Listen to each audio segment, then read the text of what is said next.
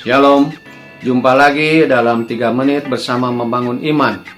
Saudara-saudara, kita memang sedang menghadapi kenyataan bahwa kita ada di dalam masa pandemik. Dan karena itu kita harus selalu optimis dan tidak putus asa. Kita harus hidup bijak di dalam mengelola kesehatan fisik. Dan hari ini kita mau belajar bagaimana kita hidup bijak mengelola kesehatan mental atau emosi kita.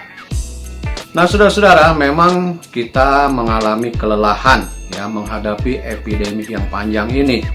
Tinggal di rumah berminggu-minggu, tidak bekerja, mungkin juga tabungan habis, sehingga ini akan menguras emosi kita ya. Emosi bisa menjadi latar belakang untuk timbulnya masalah baru.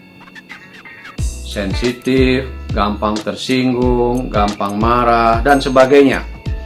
Nah, dari hasil riset saudara-saudara, orang yang mampu mengelola emosi, dia tidak gampang stres.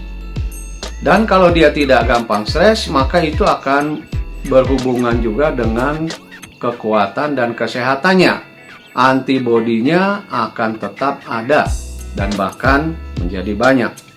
Nah, bagaimana kita mengelola emosi di zaman pandemi COVID ini? Nah, yang pertama saudara-saudara, tentunya kita harus tetap bersyukur kepada Tuhan.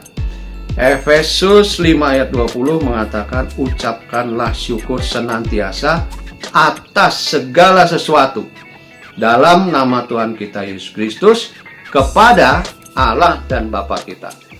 Ya, segala sesuatu yang terjadi, apakah baik, buruk, suka, dan duka, kita tetap mengucap syukur kepada Tuhan.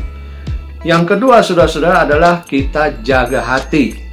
Amsal 4 ayat 23 mengatakan, jagalah hatimu dengan segala kewaspadaan, karena dari situlah terpancar kehidupan.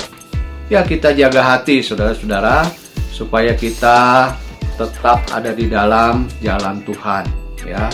Hati kita tidak menjadi curang, hati kita tetap kudus, bersih di hadapan Tuhan, dan itulah yang akan menjadi sumber kehidupan kita.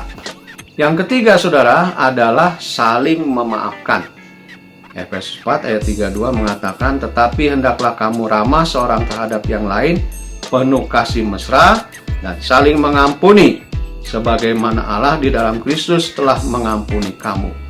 Jadi kalau kita bisa saling memaafkan, sebetulnya kita melepas ketegangan, kita melepas kepahitan, dan itu akan membuat kita menjadi lebih sehat ya, mental kita, emosi kita menjadi lebih baik. Yang keempat, saudara, berpikir positif.